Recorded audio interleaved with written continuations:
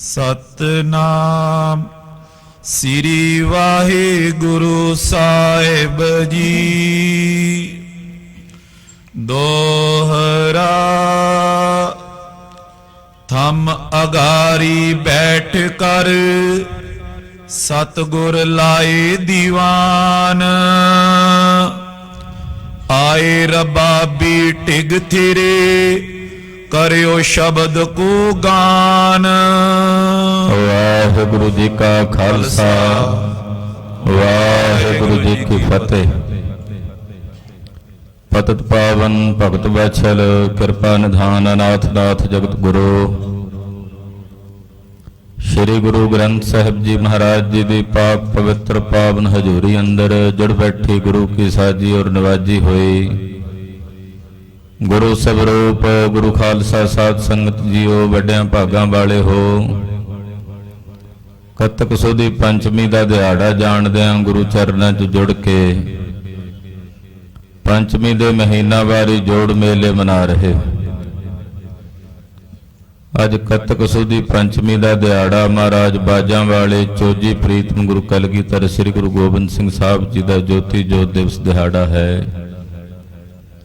ਸਹਿਬੇ ਕਮਾਲ ਪੰਥ ਦੇ ਵਾਲੀ ਚਟਿਆਂ ਬਾਜਾਂ ਵਾਲੇ ਸ਼ਮਸ਼ੇਰੇ ਬਹਾਦਰ ਦੇ ਗੁਰ ਤੇਗ ਕੇ ਧਨੀ ਨਾਸਰੋ ਮਨਸੂਰ ਗੁਰੂ ਗੋਬਿੰਦ ਸਿੰਘ ਇਸ ਦੀ ਮਨਜ਼ੂਰ ਗੁਰੂ ਗੋਬਿੰਦ ਸਿੰਘ ਹਾਕਰਾ ਗੰਜੋਰ ਗੁਰੂ ਗੋਬਿੰਦ ਸਿੰਘ ਜੁਮਲਾ ਫੈਜ਼ੇ ਨੂਰ ਗੁਰੂ ਗੋਬਿੰਦ ਸਿੰਘ।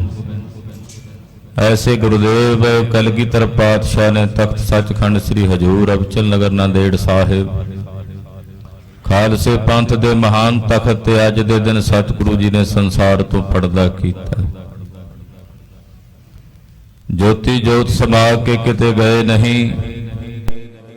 ਗੁਰੂ ਗ੍ਰੰਥ ਤੇ ਗੁਰੂ ਪੰਥ ਵਿੱਚ ਸदैवी ਕਾਲ ਵਾਸਤੇ ਮਹਾਰਾਜ ਜੀ ਨਿਵਾਸ ਕਰਨ ਲੱਗ ਪਏ। ਗ੍ਰੰਥ ਪੰਥ ਖਾਲਸ ਵਰਤੰਤਾ। ਖਾਲਸੇ ਵਿੱਚ ਔਰ ਗੁਰੂ ਗ੍ਰੰਥ ਵਿੱਚ ਗੁਰੂ ਪੰਥ ਵਿੱਚ ਸਤਿਗੁਰੂ ਜੀ ਵਰਤਦੇ ਹਨ। ਖਾਲਸਾ ਪੰਥ ਕਲਗੀਧਰ ਪਾਤਸ਼ਾਹ ਦਾ ਸਰੀਰ ਹੈ।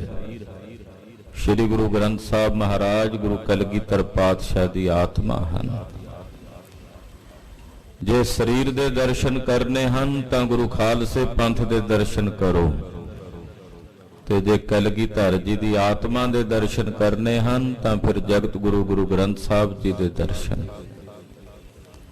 ਕਲਗੀਆਂ ਵਾਲੇ ਪਾਤਸ਼ਾਹ ਨੇ ਸੱਚਖੰਡ ਸ੍ਰੀ ਹਜੂਰ ਸਾਹਿਬ ਆਪਣੇ ਕਈ ਬਚਨ ਪੂਰੇ ਕੀਤੇ। ਜਬ ਆਪ ਕੀ ਔਧ ਨਿਦਾਨ ਬਣਾਇਆ ਤਹੀ ਰਣ ਮੈਂ ਤਬ ਜੂਝ ਮਰੂੰ। ਗੁਲ ਖਾਂ ਤੇ ਅਤੌਲਾ ਖਾਂ ਇਹਨਾਂ ਦੋ ਪਠਾਣਾ ਨੇ ਜੋ ਪੈਂਦੇ ਖਾਂ ਦੇ ਪੋਤਰੇ ਸੀ, ਵਿਸਾਘਾਤ ਕਰਕੇ ਸਤਿਗੁਰਾਂ ਤੇ ਕਟਾਰ ਦਾ ਵਾਰ ਕੀਤਾ।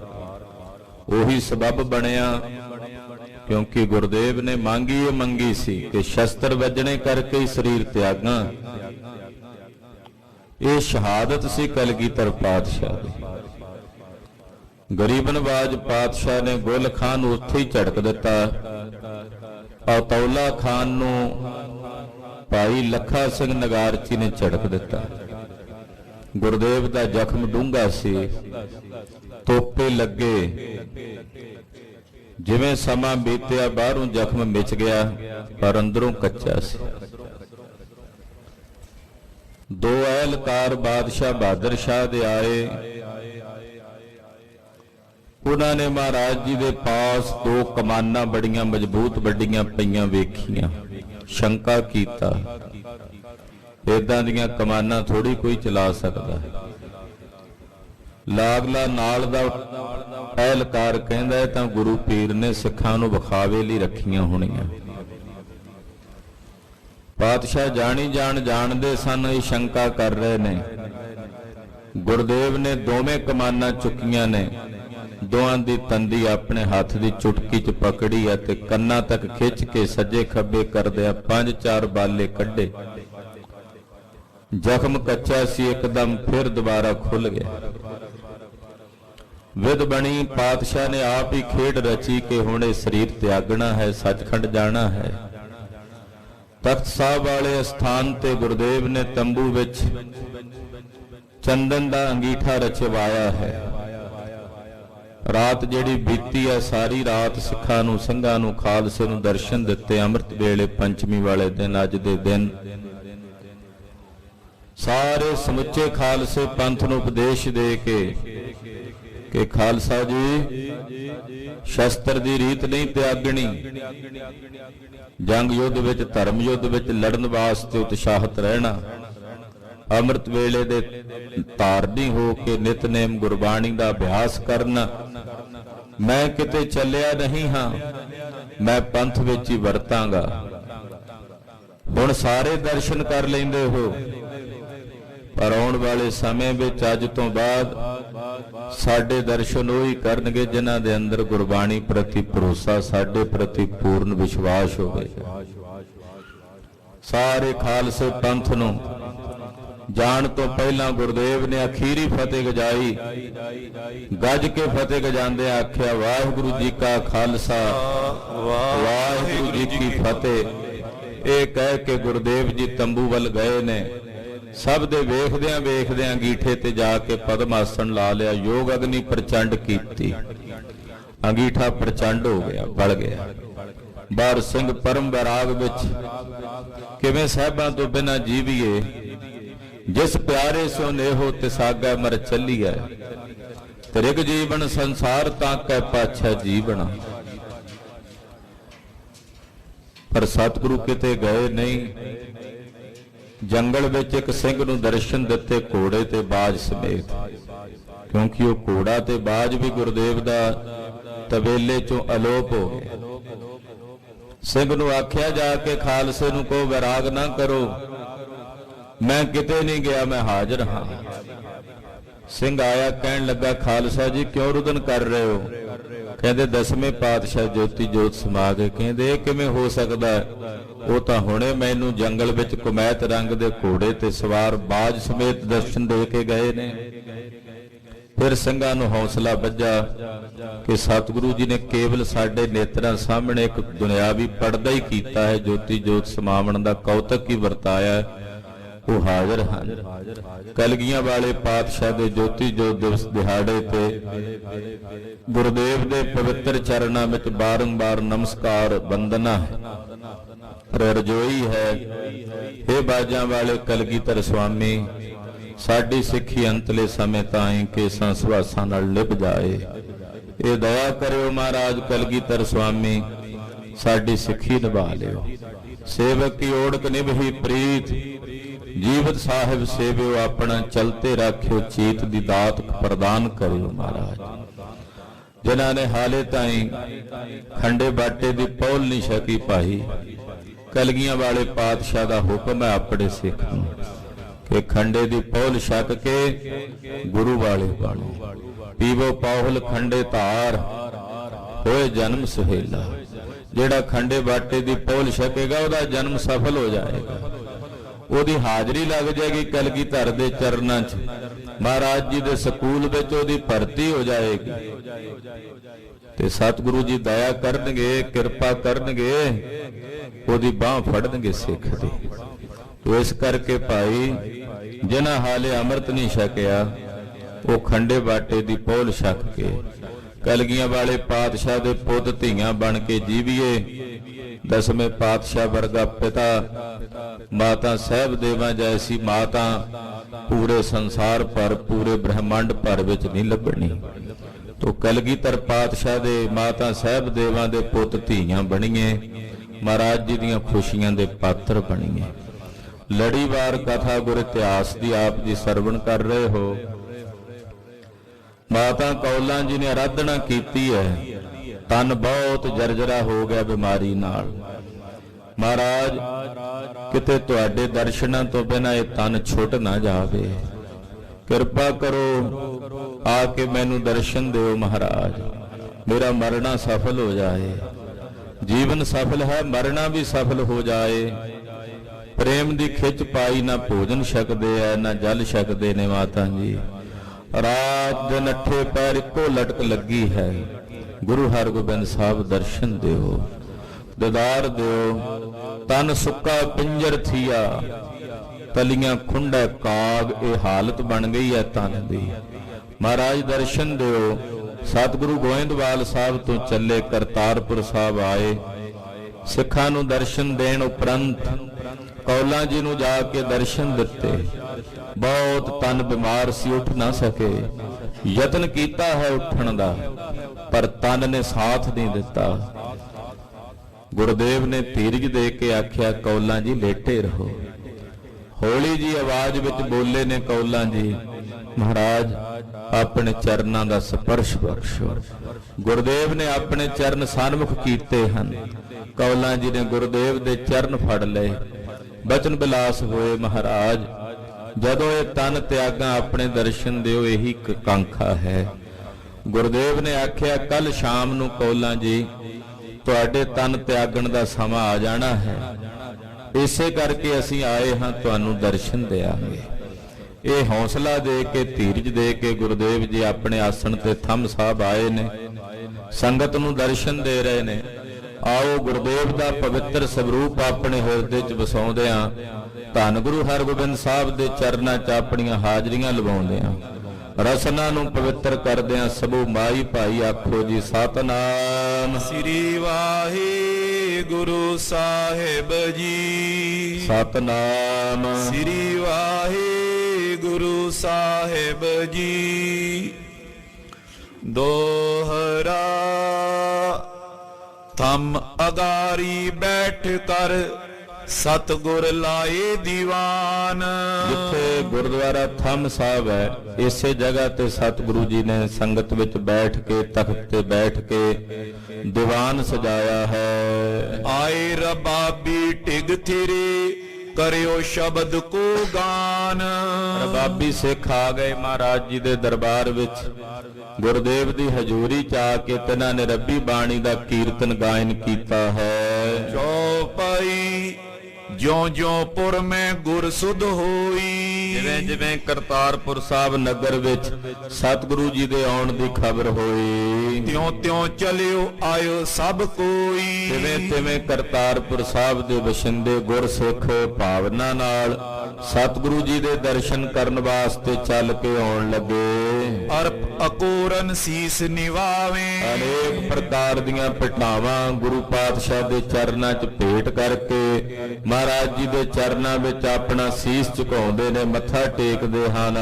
ਦਰਸ਼ਨ ਕਰੇ ਮੋਦ ਉਪਜਾਵੇਂ। ਸਾਹਿਬ ਜੀ ਦੇ ਸੋਹਣੇ ਦਰਸ਼ਨ ਕਰਕੇ ਸਭ ਦੇ ਮਨ 'ਚ ਬੜੀ ਭਾਰੀ ਖੁਸ਼ੀ ਤੇ ਆਨੰਦ ਪੈਦਾ ਹੁੰਦਾ ਹੈ। ਕਿਰਪਾ ਦ੍ਰਿਸ਼ਟ ਤੇ ਦੇਖਨ ਕਰੇ। ਸਤਿਗੁਰੂ ਸੱਚੇ ਪਾਤਸ਼ਾਹ ਜੀ ਮਹਾਰਾਜ ਕਿਰਪਾ ਭਰੀ ਦ੍ਰਿਸ਼ਟੀ ਨਾਲ ਸਾਰੇ ਸਿੱਖਾਂ ਵੱਲ, ਸਾਰੀ ਸੰਗਤ ਵੱਲ ਵੇਖਦੇ ਹਨ, ਸਭ ਨੂੰ ਕਿਰਤਾਰਥ ਕਰ ਰਹੇ ਹਨ। ਸਭ ਕੀ ਮਨੋ ਕਾਮਨਾ ਪੁਰੇ। ਸਭ ਦੇ ਮਨਾਂ ਦੀਆਂ ਕਾਮਨਾਵਾਂ ਸਤਿਗੁਰੂ ਜੀ ਪੂਰੀਆਂ ਕਰਦੇ। ਜਿਹਦੇ ਵੱਲ ਵੀ ਵੇਖਦੇ ਉਹਨਾਂ ਦੇ ਹਿਰਦੇ ਦੀਆਂ ਕਾਮਨਾਵਾਂ ਪੂਰਨ ਹੋ ਜਾਂਦੀਆਂ। ਐਸੀ ਤੱਕਣੀ ਹੈ ਮਹਾਰਾਜ ਛੇਵੇਂ ਪਾਤਸ਼ਾਹ ਦੀ। ਸੰਧਿਆ ਸੋਦਰ ਲਗ ਤੈ ਥਿਰੇ। ਸੰਧਿਆ ਦਾ ਦੀਵਾਨ ਸੀ, ਸੋਦਰ ਦੀ ਚੌਂਕੀ ਦਾ ਜਾਪ ਹੋਇਆ। ਮਹਾਰਾਜ ਜੀ ਦੇ ਦਰਬਾਰ ਦੇ ਵਿੱਚ ਸੋਦਰ ਦਾ ਨਿਤਨੇਮ ਹੋਇਆ। ਭੋਗ ਪਾਏ ਬੰਧਨ ਕੋ ਕਰੇ। ਸੋਦਰ ਦੀ ਚੌਂਕੀ ਉਪਰੰਤ ਭੋਗ ਪਾਇਆ, ਨਮਸਕਾਰ ਕੀਤੀ, ਵੰਦਨਾ ਕੀਤੀ, ਅਰਦਾਸ ਕੀਤੀ। ਉਠ ਸਤਿਗੁਰ ਡੇਰੇ ਮੈਂ ਆਏ। ਸੰਧਿਆ ਦੇ ਦੀਵਾਨ ਦੀ ਸਮਾਪਤੀ ਕਰਕੇ ਗਰੀਬ ਨਵਾਜ ਪਾਤਸ਼ਾਹ ਜੀ ਉੱਠ ਕੇ ਜਿੱਥੇ ਮਹਾਰਾਜ ਜੀ ਦਾ ਨਿਵਾਸ ਸੀ, ਪਾਤਸ਼ਾਹ ਦਾ ਆਸਣ ਸੀ, ਉੱਥੇ ਚੱਲ ਕੇ ਗੁਰੂ ਹਰਗੋਬਿੰਦ ਸਾਹਿਬ ਜੀ ਆਏ ਹਨ। ਰੁਚ ਅਨੁਸਾਰ ਅਸਨ ਕੋ ਖਾਏ। ਰੁਚੀ ਦੇ ਅਨੁਸਾਰ ਭੋਜਨ ਜਿੰਨੀ ਕੁ ਲੋੜ ਸੀ ਉਹ ਭੋਜਨ ਮਹਾਰਾਜ ਜੀ ਦੇ ਸਨਮੁਖ ਥਾਲ 'ਚ ਪਰੋਸਿਆ, ਗੁਰਦੇਵ ਨੇ ਛਕਿਆ।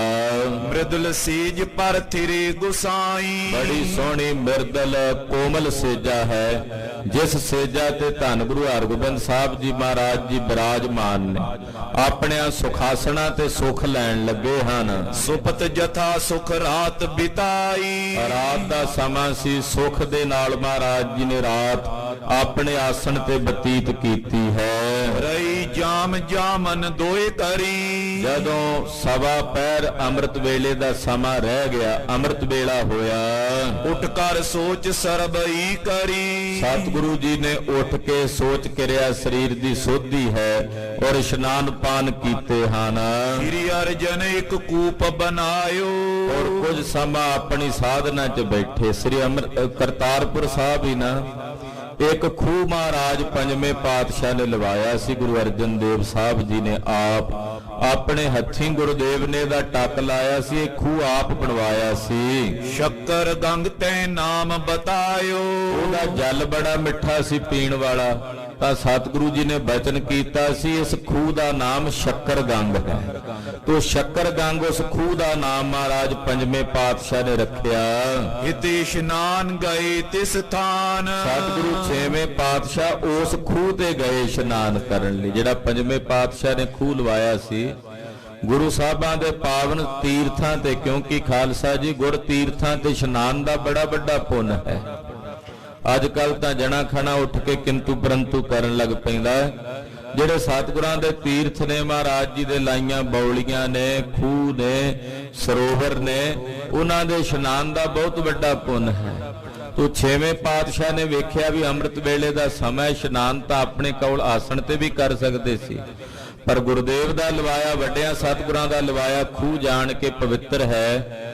ਉੱਥੇ ਜਾ ਕੇ ਸਤਿਗੁਰੂ ਜੀ ਨੇ ਸ਼ੱਕਰਗੰਗ ਖੂਹ ਤੇ ਇਸ਼ਨਾਨ ਕੀਤਾ। ਲੇਕਰ ਸੰਗ ਦਾਸ ਬੁੱਧੀਵਾਨ। ਬਹੁਤ ਸਾਰੇ ਸੇਵਾਦਾਰ ਜਿਹੜੇ ਮਹਾਰਾਜ ਜੀ ਦੇ ਬੜੇ ਬੜੇ ਬੁੱਧੀਮਾਨ ਗੁਰਸਿੱਖ, ਜਿਨ੍ਹਾਂ ਦੀ ਸੁਰਤ ਬਿਰਤ ਬਹੁਤ ਸੂਖਸ਼ਮ। ਖਾਲਸਾ ਜੀ ਸੇਵਾਦਾਰ ਉਹੀ ਗੁਰੂ ਸਾਹਿਬ ਦਾ ਹੋ ਸਕਦਾ ਜਿਹਦੀ ਸੁਰਤ ਸੂਖਮ ਹੋਵੇ, ਜਿਹਦੀ ਸਥੂਲ ਬੁੱਧੀ ਹੋਵੇ। ਉਹਨੂੰ ਤਾਂ ਸਮਝ ਹੀ ਨਹੀਂ ਪੈਣੀ ਵੀ ਸਤਿਗੁਰਾਂ ਦੀ ਕੀ ਸੇਵਾ ਕਰੀਏ ਤੇ ਕੀ ਨਾ ਕਰੀਏ। ਤੋ ਬੜੇ ਬੜੇ ਬੁੱਧੀਮਾਨ ਸੂਖਸ਼ਮ ਬੁੱਧੀ ਵਾਲੇ ਸਿੱਖ ਉਹ ਛੇਵੇਂ ਪਾਤਸ਼ਾਹ ਜੀ ਦੇ ਨਾਲ ਹਨ। ਬੰਧਨ ਕਰ ਮੱਜਨ ਤੈ ਕੀਨ। ਉਹਨਾਂ ਸਾਰਿਆਂ ਨੇ ਸਤਿਗੁਰਾਂ ਦੇ ਸਮੇਤ ਸ਼ੱਕਰਗੰਗ ਖੂਹ ਤੇ ਆ ਕੇ ਨਾਲੇ ਪਹਿਲਾਂ ਮੱਥਾ ਟੇਕਿਆ, ਫਿਰ ਇਸ਼ਨਾਨ ਕੀਤਾ। ਬੈਠੇ ਧਰ ਕੇ ਧਿਆਨ ਪ੍ਰਬੀਨ। ਔਰ ਸਤਿਗੁਰੂ ਜੀ ਦਾ ਧਿਆਨ ਧਾਰਨ ਕਰਕੇ ਬੈਠ ਗਏ। ਨਿਜ ਸਰੂਪ ਕੋ ਚਿਤਵਨ ਕਰਤੇ। ਛੇਵੇਂ ਪਾਤਸ਼ਾਹ ਆਪਣੇ ਨਿਜ ਸਰੂਪ ਦੇ ਵਿੱਚ ਤਾੜੀ ਲਾ ਕੇ ਬੈਠ ਗਏ। ਆਪਣੇ ਨਿਜ ਸਰੂਪ ਧਿਆਨ ਪਰਾਇਣ ਹੋ ਕੇ ਸਮਾਧੀ ਸਥਿਤ ਹੋ ਗਏ। ਔਰ ਗੁਰੂ ਬਾਣੀ ਕੋ ਰਰਤੇ। ਫਿਰ ਸਤਿਗੁਰੂ ਜੀ ਗੁਰਬਾਣੀ ਦਾ ਪਾਠ ਕਰਨ ਲੱਗੇ। ਪਹਿਲਾਂ ਧਿਆਨ 'ਚ ਬੈਠੇ ਕੁਝ ਸਮਾਂ, ਫਿਰ ਗੁਰਦੇਵ ਨੇ ਜਪਜੀ ਸਾਹਿਬ ਤੇ ਸੁਖਮਣੀ ਸਾਹਿਬ ਦੀ ਬਾਣੀ ਦਾ ਪਾਠ ਕੀਤਾ। ਆਦ ਸੁਖਮਨੀ ਊਚੇ ਸੁਰ ਤੇ।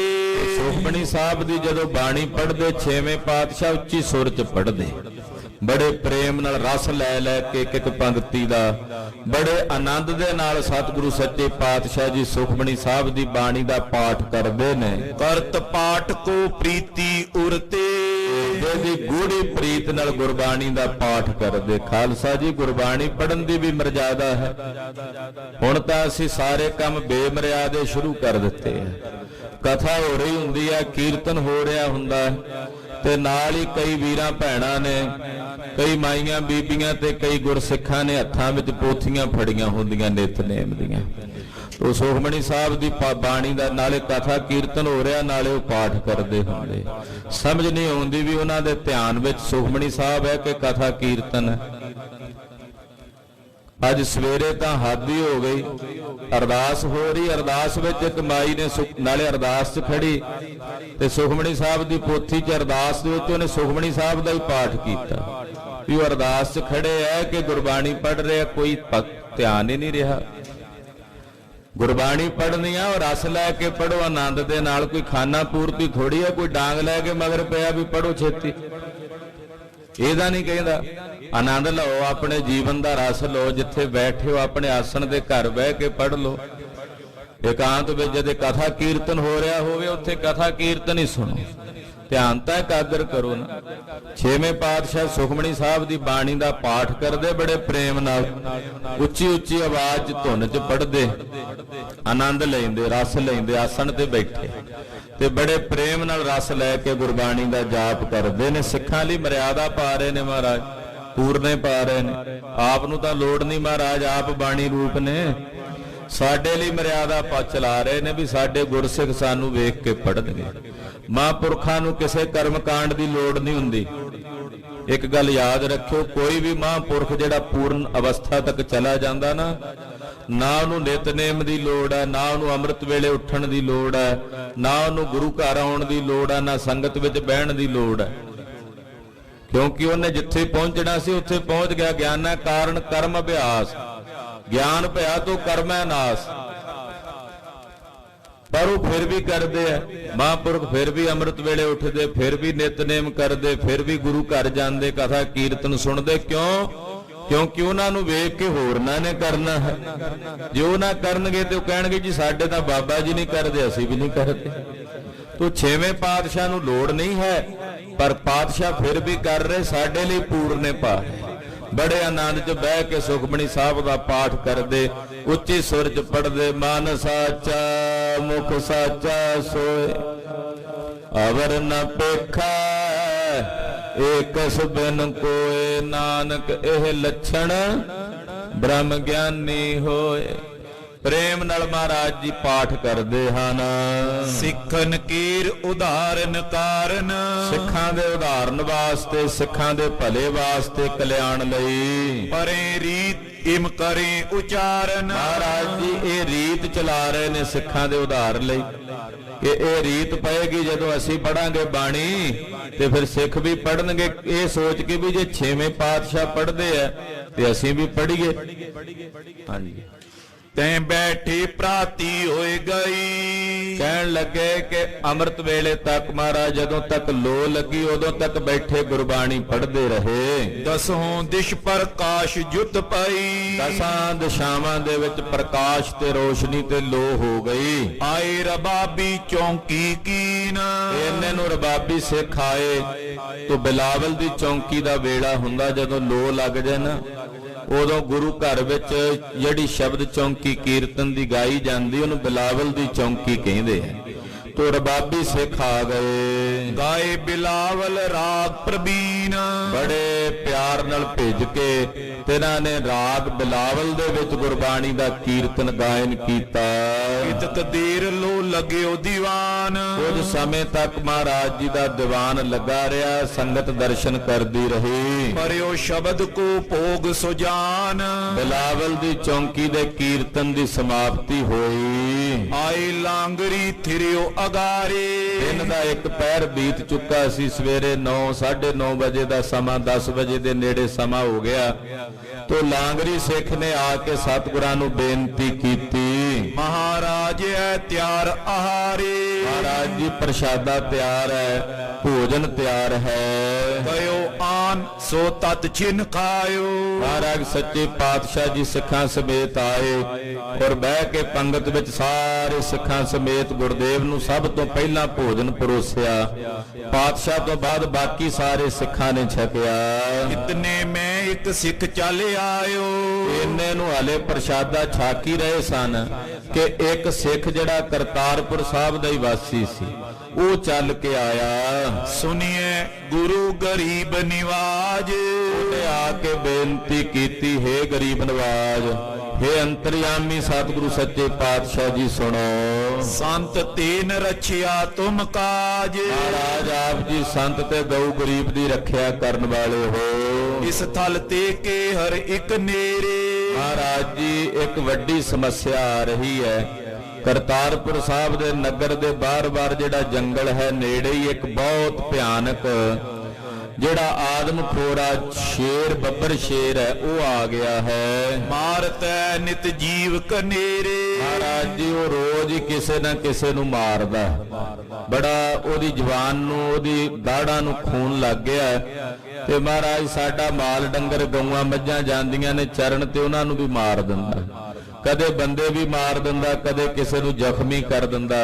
ਉਹ ਬਹੁਤ ਜ਼ਿਆਦਾ ਖੂੰਖਾਰ ਤੇ ਭਿਆਨਕ ਬਣਿਆ ਹੋਇਆ ਹੈ। ਮੈਂ ਕੀ ਗਊ ਸਮੂਹ ਨਿਕੇਤ। ਮਹਾਰਾਜ ਜੀ ਇੱਥੇ ਮਾਲ ਡੰਗਰ ਸਾਰਿਆਂ ਦੇ ਕੋਲ ਆ, ਗਊਆਂ ਮੱਝਾਂ। ਉਹਨਾਂ ਸਮਿਆਂ ਵਿੱਚ ਅਕਸਰ ਲੋਕ ਆਪਣਾ ਮਾਲ ਡੰਗਰ ਬਾਹਰ ਚਾਰਨ ਜਾਂਦੇ ਸੀ।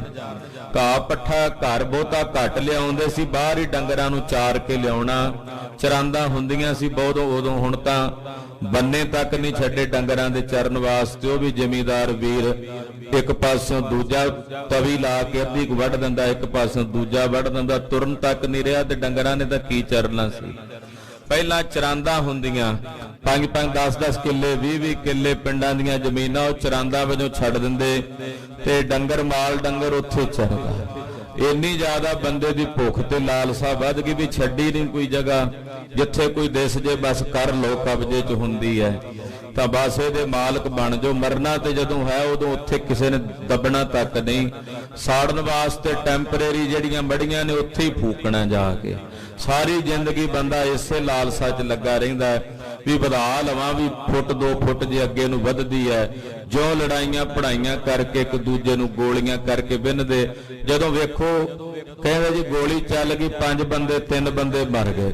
ਕਿੰਨੀ ਜਗ੍ਹਾ ਪਿੱਛੇ ਇਹੋ ਜੀ ਇੱਕ ਮਰਲਾ ਜਗ੍ਹਾ ਸੀ, ਉਹਦੀ ਲੜਾਈ ਸੀ, ਮਰਲੇ ਪਿੱਛੇ ਇਹੋ ਜਿਹਾ ਵਰਤਾਰਾ ਵਰਤ ਗਿਆ।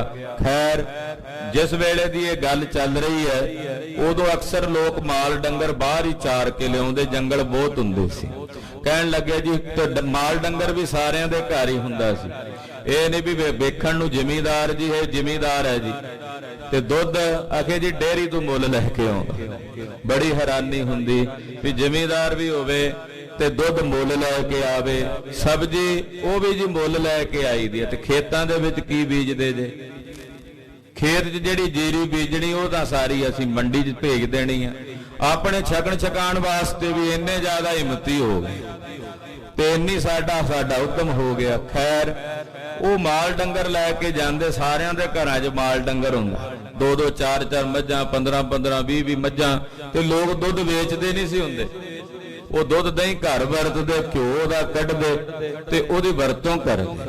ਇਹ ਕਹਿਣ ਲੱਗਾ ਮਹਾਰਾਜ ਸਾਡਾ ਮਾਲ ਡੰਗਰ ਅਸੀਂ ਲੈ ਕੇ ਜਾਂਦੇ ਆ ਬਾਹਰ, ਜਦੋਂ ਚਾਰਨ ਵਾਸਤੇ ਤੇ ਉਹ ਸ਼ੇਰ ਹਮਲਾ ਕਰ ਦਿੰਦਾ, ਕਦੇ ਕਿਸੇ ਗਊ ਨੂੰ ਮਾਰ ਜਾਂਦਾ, ਕਦੇ ਕਿਸੇ ਮੱਝ ਨੂੰ ਮਾਰ ਜਾਂਦਾ ਹੈ। ਗਇਓ ਪ੍ਰਾਤ ਮੈਂ ਚਾਰਨ ਹੀਤ, ਮਹਾਰਾਜ ਅੱਜ ਸਵੇਰੇ ਮੈਂ ਆਪਣੇ ਮਾਲ ਡੰਗਰ ਨੂੰ ਲੈ ਕੇ ਗਿਆ ਸੀ ਚਾਰਨ ਲਈ। ਗੋਤਨ ਬਿਕੇ ਆਨ ਸੋ ਪਰਿਓ, ਮਹਾਰਾਜ ਮੈਂ ਗਊਆਂ ਰੱਖੀਆਂ ਨੇ ਦੁੱਧ ਵਾਲੀਆਂ, ਉਹ ਜਿਹੜਾ ਗੋ ਧਨ ਹੈ ਉਹਦੇ ਵਿੱਚ ਆ ਕੇ ਸ਼ੇਰ ਨੇ ਅੱਜ ਸਵੇਰੇ ਹਮਲਾ ਕਰ ਦਿੱਤਾ।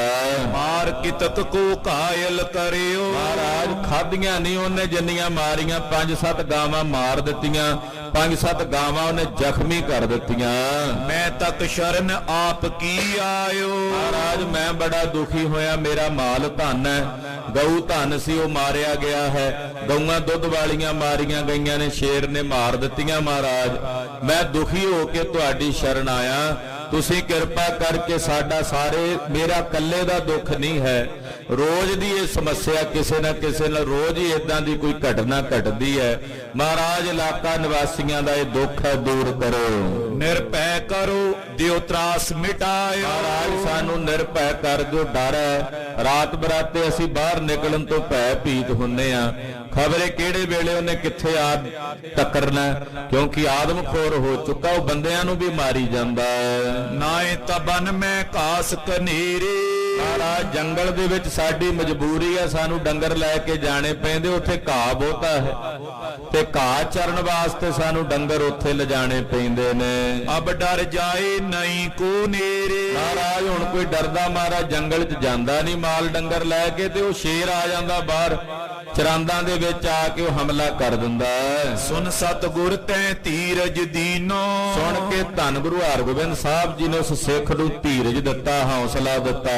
ਦਾਸ ਸੰਗ ਐਸੀ ਬਚ ਕੀਨੋ, ਆਪਣੇ ਸੇਵਾਦਾਰ ਨੂੰ ਹੁਕਮ ਕੀਤਾ, ਮਹਾਰਾਜ ਜੀ ਨੇ ਆਗਿਆ ਕੀਤੀ, ਪੂਰਨ ਆਨ ਤੁਰੰਗ ਹਮਾਰਾ, ਜਾਓ ਭਾਈ ਛੇਤੀ ਨਾਲ ਸਾਡਾ ਘੋੜਾ ਲਿਆਓ ਤਿਆਰ ਕਰਕੇ। ਸੁਨਤ ਹੁਕਮ ਕੋ ਜ਼ੀਨ ਸੁਧਾਰਾ, ਮਹਾਰਾਜ ਜੀ ਦਾ ਹੁਕਮ ਸੁਣਦਿਆਂ ਸਿੱਖ ਤਬੇਲੇ 'ਚ ਗਿਆ, ਸਤਿਗੁਰਾਂ ਦੇ ਘੋੜੇ ਤੇ ਤਾਰੂ ਪਾਇਆ, ਕਾਠੀ ਪਾਈ, ਘੋੜਾ ਸ਼ਿੰਗਾਰਿਆ, ਪੈਂਦਾ ਵਿਦਿਆ ਆਦ ਜਸੂਰ, ਪੈਂਦੇ ਖਾਂ ਬਾਬਾ ਬਿਧੀ ਚੰਦ ਸਾਹਿਬ ਹੋਰ ਜਿੰਨੇ ਸੂਰਮੇ ਸਨ, ਤਿਆਰ ਤੁਰਤ ਲੱਕ ਚੜੇ ਹਜ਼ੂਰ, ਉਹ ਸਾਰੇ ਤਿਆਰ ਹੋ ਗਏ। ਨਾਲੋਂ ਨਾਲ ਮਹਾਰਾਜ ਜੀ ਨੂੰ ਵੇਖ ਕੇ ਵੀ ਸਤਿਗੁਰੂ ਜੀ ਚੜਨ ਲੱਗੇ ਨੇ ਤੇ ਯੋਧੇ ਵੀ ਨਾਲੋਂ ਨਾਲ ਹੀ ਤਿਆਰ ਹੋ ਕੇ ਆ ਗਏ। ਯਾ ਕੋ ਹੀਰ ਜੋ ਹੋਇਓ ਤਿਆਰ, ਕਹਿੰਦੇ ਜਿਹੜਾ ਘੋੜਾ ਸਤਿਗੁਰਾਂ ਦਾ ਤਿਆਰ ਹੋਇਆ ਪਾਤਸ਼ਾਹ ਨੇ ਵੇਖਿਆ, ਸਤਿਗੁਰ ਪਏ ਤੁਰਤ ਅਸਵਾਰ, ਗੁਰਦੇਵ ਜੀ ਨੇ ਪਲਾਕੀ ਮਾਰੀ ਤੇ ਆਪਣੇ ਘੋੜੇ ਤੇ ਸਵਾਰ ਹੋ ਗਏ। ਸੰਗ ਸੁਪਟ 100 ਚੜ ਚਾਲੇ, 100 ਸੂਰਮਾ ਸੀ ਮਹਾਰਾਜ ਜੀ ਦੇ ਸਿਪਾਹੀਆਂ ਦਾ, ਜਿਹੜਾ ਸਤਿਗੁਰਾਂ ਦੇ ਨਾਲ ਚੜ ਕੇ ਚੱਲਿਆ। ਆਗੇ ਕਰ ਸਿੱਖ ਗਮਨੇ ਨਾਲੇ, ਸਿੱਖ ਨੂੰ ਅੱਗੇ ਕਰ ਲਿਆ, ਜਿਹਨੂੰ ਪਤਾ ਸੀ ਵੀ ਉਹ ਸ਼ੇਰ ਕਿੱਥੇ ਹੈ ਤੇ ਕਿਹੜੇ ਪਾਸੇ ਉਹ ਮਾਰ ਕਰਦਾ ਹੈ। ਉਹ ਭੇਤੀ ਸੀ ਇਲਾਕੇ ਦਾ, ਉਹਨੂੰ ਅੱਗੇ ਤੋਰ ਲਿਆ ਵੀ ਤੂੰ ਸਾਨੂੰ ਦੱਸੀ ਚੱਲ ਰਸਤਾ ਵੀ ਕਿੱਥੇ ਆ ਉਹ ਸ਼ੇਰ। ਜੈ ਦੇਖਿਓ ਸੋ ਥਾਨ ਦਿਖਾਵਾ, ਉਹ ਸਿੱਖ ਨੇ ਜਿੱਥੇ ਉਹ ਸ਼ੇਰ ਵੇਖਿਆ ਸੀ ਨਾ ਅੱਜ ਸਵੇਰੇ ਵੜਦਾ ਹੋਇਆ, ਉਹਨੇ ਉਹ ਜਗ੍ਹਾ ਵਿਖਾ ਦਿੱਤੀ। ਮਹਾਰਾਜ ਉਹ ਹੈ ਸਾਹਮਣੇ ਜੰਗਲ ਜਿਹੜਾ ਸੰਘਣਾ, ਉੱਥੇ ਉਹ ਸ਼ੇਰ ਵੜਿਆ। ਜਾਏ ਪ੍ਰਵੇਸ਼ੇ ਬਨ ਕੇ ਥਾਵਾ, ਸਤਿਗੁਰੂ ਜੀ ਘੋੜਿਆਂ ਸਮੇਤ ਯੋਧਿਆਂ ਸਮੇਤ ਉਸ ਸੰਘਣੇ ਜੰਗਲ ਦੇ ਵਿੱਚ ਪ੍ਰਵੇਸ਼ ਕਰ ਗਏ। ਕਾਨਨ ਗਾਡੋ ਬਹੁਤ ਬਿਲੋਕਾ, ਜੰਗਲ ਬਹੁਤ ਸੰਘਣਾ ਸੀ, ਬਹੁਤ ਸੰਘਣੇ ਬੂਟੇ ਦਰਖਤ ਸਨ। ਜਹਾਂ ਗਮਨ ਹਿਆ ਕੋ ਮਗ ਰੋਕਾ, ਮਹਾਰਾਜ ਜੀ ਨੇ ਵੇਖਿਆ ਵੀ ਘੋੜਿਆਂ ਦੇ ਜਾਂ ਰਸਤਾ ਵੀ ਉੱਥੇ ਲੰਘਣ ਦਾ ਅੱਗੇ ਔਖਾ ਸੀ, ਕਿਉਂਕਿ ਜੰਗਲ ਬਹੁਤ ਸੰਘਣਾ ਸੀ, ਝਾੜ ਬਹੁਤ ਜ਼ਿਆਦਾ ਸਨ। ਤੈ ਸਿੱਖ ਨੇ ਸੋ ਥਾਨ ਬਤਾਇਓ, ਉਹਨੇ ਦੱਸੀ ਜਗ੍ਹਾ ਫਿਰ ਮਹਾਰਾਜ ਜੀ ਨੂੰ ਵੀ, ਪਾਤਸ਼ਾਹ ਆ ਜਿਹੜੀ ਸਾਹਮਣੇ ਜਗ੍ਹਾ ਹੈ, ਇੱਥੇ ਮਹਾਰਾਜ ਜੀ ਉਹ ਸ਼ੇਰ ਵੜਦਾ ਮੈਂ ਵੇਖਿਆ ਸਵੇਰੇ। ਕੀ ਹਰ ਤਾਂ ਨਦਰ ਨੇ ਆਇਓ, ਪਰ ਜਦੋਂ ਨਿਗਾਹ ਮਾਰੀ ਯੋਧਿਆਂ ਨੇ, ਉੱਥੇ ਸ਼ੇਰ ਦਿਸਿਆ ਨਹੀਂ। ਜਿੱਥੇ ਸਿੱਖ ਨੇ ਦੱਸਿਆ ਸੀ ਉੱਥੇ ਉਹ ਸ਼ੇਰ ਨਜ਼ਰ ਨਹੀਂ ਆਇਆ। ਗੁਰ ਲਾਗੇ ਤੈ ਕਰਨ ਅਖੀਰੇ, ਮਹਾਰਾਜ ਜੀ ਸ਼ਿਕਾਰ ਖੇਡਣ ਲੱਗ ਪਏ। ਕਹਿੰਦੇ ਚਲੋ ਸਿੱਖੋ ਸ਼ਿਕਾਰ ਖੇਡੋ, ਜਿਹੜਾ ਕੋਈ ਹੋਰ ਜਾਨਵਰ ਮਿਲਦਾ ਉਹਦਾ ਸ਼ਿਕਾਰ ਕਰੋ। ਸੂਕਰ ਸਸੇ ਮਿਰਗਾਨ ਕਨੇਰੇ, ਜੰਗਲ 'ਚ ਸ਼ਿਕਾਰ ਬਹੁਤ ਸੀ, ਸੂਰ ਜੰਗਲੀ, ਹਿਰਨ, ਪਾੜੇ, ਉਹਨਾਂ ਦਾ ਸ਼ਿਕਾਰ ਖੇਡਿਆ। ਸਭ ਸੋ ਕਹਿਓ ਖੋਜੀਏ ਸ਼ੇਰ, ਮਹਾਰਾਜ ਜੀ ਨੇ ਹੁਕਮ ਕੀਤਾ ਯੋਧਿਆਂ ਨੂੰ ਵੀ ਸਾਰੇ ਜੰਗਲ 'ਚ ਫੈਲੋ ਤੇ ਸ਼ੇਰ ਦੀ ਭਾਲ ਕਰੋ ਵੀ ਕਿੱਥੇ ਆ, ਉਹ ਲੱਭੋ ਉਹਨੂੰ। ਇੱਥੇ ਜੰਗਲ 'ਚ ਇੱਧਰ ਉੱਧਰ ਹੋਵੇਗਾ। ਇਤੇ ਉਤ ਫਿਰ ਕਰ ਲੀਜੇ ਹੇਰ, ਇੱਧਰ ਉੱਧਰ ਫਿਰ ਕੇ ਜੰਗਲ ਦੇ ਵਿੱਚ ਉਹਦੀ ਭਾਲ ਕਰੋ ਤੇ ਉਹਨੂੰ ਵੇਖੋ। ਆਮਿਕ ਖਾਏ ਤ੍ਰਿਪਤ ਹੋਏ ਪਰਿਓ, ਕਿਉਂਕਿ ਸ਼ੇਰ ਨੇ ਅੱਜ ਸਵੇਰੇ ਸ਼ਿਕਾਰ ਕੀਤਾ, ਮਾਸ ਖਾਦਾ, ਰੱਜਿਆ ਹੈ ਤੇ ਰੱਜਿਆ ਹੋਣ ਕਰਕੇ ਕਿਤੇ ਨਾ ਕਿਤੇ ਪਿਆ ਹੋਣਾ ਸੁਸਤੀ ਦੇ ਨਾਲ, ਟਿਕ ਕੇ ਕਿਤੇ ਨਾ ਕਿਤੇ ਸੁੱਤਾ ਹੋਣਾ, ਤੇ ਉਹਦੀ ਭਾਲ ਕਰੋ, ਹੋਵੇਗਾ ਇੱਥੇ ਨੇੜੇ ਤੇੜੇ। ਨੈ ਗਮਨਿਓ ਕਿਤ ਉਦਰ ਜੇ ਭਰਿਓ, ਉਹਦਾ ਪੇਟ ਭਰਿਆ ਹੋਣਾ ਤੇ ਇਸ ਕਰਕੇ ਕਿਤੇ ਦੂਰ ਨਹੀਂ ਗਿਆ ਹੋਣਾ, ਕਿਉਂਕਿ ਸ਼ੇਰ ਜਦੋਂ ਸ਼ਿਕਾਰ ਕਰਕੇ ਰੱਜ ਜਾਂਦਾ ਫਿਰ ਉਹ ਟਿਕ ਜਾਂਦਾ ਇੱਕ ਜਗ੍ਹਾ ਤੇ, ਫਿਰ ਉਹ ਸੱਜੇ ਖੱਬੇ ਨਹੀਂ ਭੱਜਦਾ। ਕਹਿੰਦੇ ਇੱਥੇ ਹੀ ਕਿਤੇ ਨੇੜੇ ਤੇੜੇ ਟਿਕਿਆ ਹੋਣਾ, ਕਿਤੇ ਦੂਰ ਨਹੀਂ ਗਿਆ ਹੋਣਾ। ਸੁਪਤ ਹੋਏ ਕਿਸ ਝਾਰ ਮਜਾਰ, ਕਿਸੇ ਜੰਗਲ ਦੀ ਝਾੜ ਦੇ ਵਿੱਚ ਲੁਕਿਆ ਹੋਣਾ, ਛੁਪਿਆ ਹੋਣਾ। ਕਰੋ ਤੁਪੰਗਨ ਕੋ ਕੜਕਾਰ, ਏਦਾਂ ਕਰੋ ਵੀ ਸ਼ੇਰ ਨੂੰ ਡਰਾਉਣ ਵਾਸਤੇ ਬੰਦੂਕਾਂ ਦੀਆਂ ਗੋਲੀਆਂ ਹਵਾਈ ਫਾਇਰ ਕਰੋ। ਹਵਾ ਦੇ ਵਿੱਚ ਗੋਲੀਆਂ ਚੱਲਣਗੀਆਂ, ਬੰਦੂਕਾਂ ਦੇ ਖੜਾਕ ਦੀ ਆਵਾਜ਼ ਜਦੋਂ ਸ਼ੇਰ ਸੁਣੇਗਾ, ਇਤੇ ਉਤ ਤੇ ਗਨ ਤੁਪਕ ਚਲਾਈ, ਤੇ ਫਿਰ ਉਹ ਨਿਕਲੇਗਾ ਬਾਹਰ। ਤੋ ਇਹ ਸੁਣ ਕੇ ਮਹਾਰਾਜ ਜੀ ਦੇ ਯੋਧਿਆਂ ਨੇ ਬੰਦੂਕਾਂ ਦੀਆਂ ਗੋਲੀਆਂ ਦਾਗੀਆਂ, ਸੱਜੇ ਖੱਬੇ ਕਰਕੇ ਜੰਗਲ ਦੇ ਜਿਹੜੇ ਝਾੜ ਸੀ ਉਹਨਾਂ ਵੱਲ ਵੀ ਗੋਲੀਆਂ ਦਾਗੀਆਂ ਹਨ।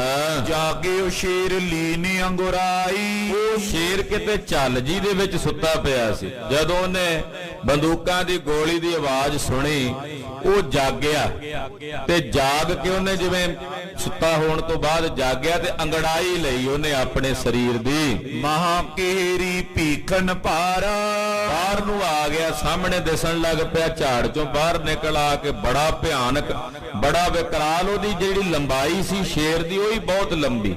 ਕਹਿੰਦੇ ਉਹਦੀ ਜਿਹੜੀ ਡੀਲ ਸੀ, ਦੇਹ ਬਹੁਤ ਲੰਬੀ ਸੀ। ਵੱਡੀ ਬੇਲ ਲਾਂਗੁਲ ਵੱਡ ਤਾਰਾ, ਔਰ ਉਹਦੀ ਲੱਕ ਦੇ ਉੱਤੇ ਉੱਤੇ ਕਾਲੇ ਰੰਗ ਦੀ ਲਕੀਰ ਜਾਂਦੀ, ਪਿੱਛੇ ਲਾਂਗੁਲ ਪੂੰਛ ਤੱਕ ਜਾ ਰਹੀ ਹੈ। ਮੁਖ ਪਸਾਰ ਕਰ ਤਬ ਜੰਭਾਇਓ, ਫਿਰ ਉਹਨੇ ਆਪਣਾ ਮੂੰਹ ਪਾੜ ਕੇ ਉਬਾਸੀ ਲਈ।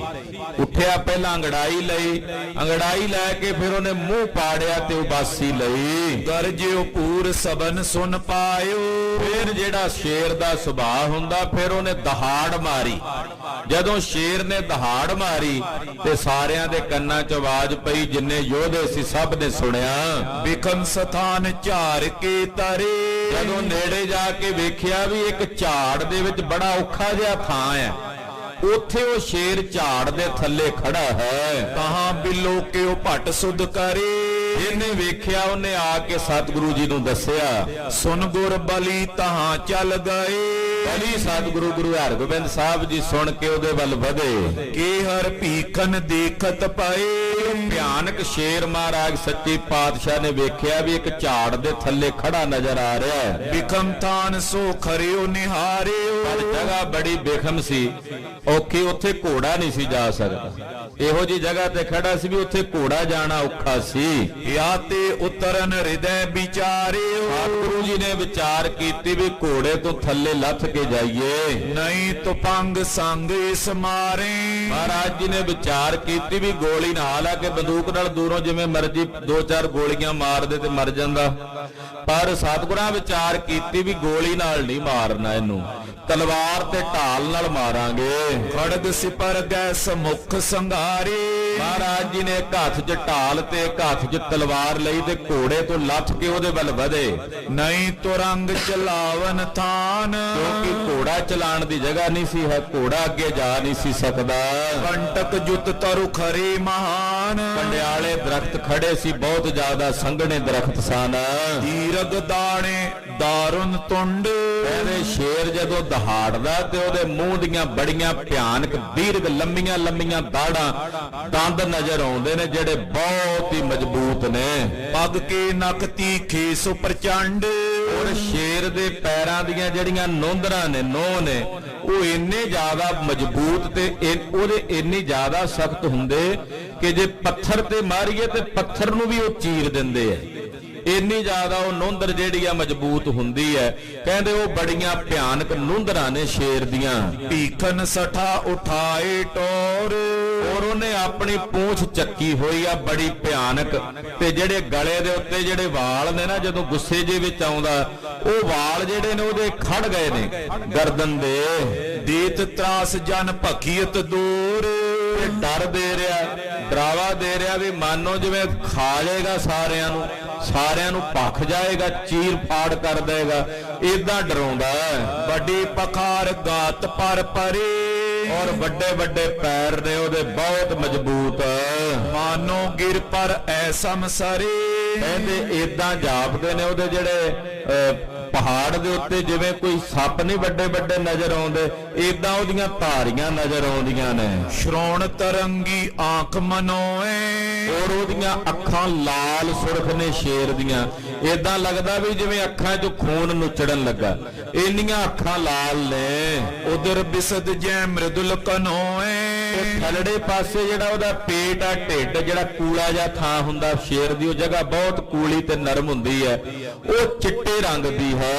ਗੁਰੂ ਉਤਰ ਆਗੇ ਹੋਏ ਖਰੇ, ਸਤਿਗੁਰੂ ਜੀ ਘੋੜੇ ਤੋਂ ਲੱਥ ਕੇ ਸ਼ੇਰ ਦੇ ਅੱਗੇ ਆਣ ਖੜੇ ਨੇ। ਸਿਪਰ ਬਾਮ ਕਰ ਦਿੜਤਾ ਬਤਰੇ, ਅਤੇ ਹੱਥ 'ਚ ਮਹਾਰਾਜ ਜੀ ਨੇ ਬੜੀ ਮਜ਼ਬੂਤੀ ਦੇ ਨਾਲ ਬੜੀ ਵੱਡੀ ਢਾਲ ਹੈ ਸਤਿਗੁਰਾਂ ਦੀ, ਉਹ ਫੜੀ ਹੋਈ ਹੈ। ਲਲਕਾਰਿਓ ਗੀਦੀ ਕਿਉਂ ਖਰਿਓ, ਮਹਾਰਾਜ ਜੀ ਨੇ ਸ਼ੇਰ ਨੂੰ ਲਲਕਾਰਾ ਮਾਰਿਆ, ਉਹ ਗੀਦੀਆ ਕਿਉਂ ਖੜਾ ਕਰ ਹਮਲਾ।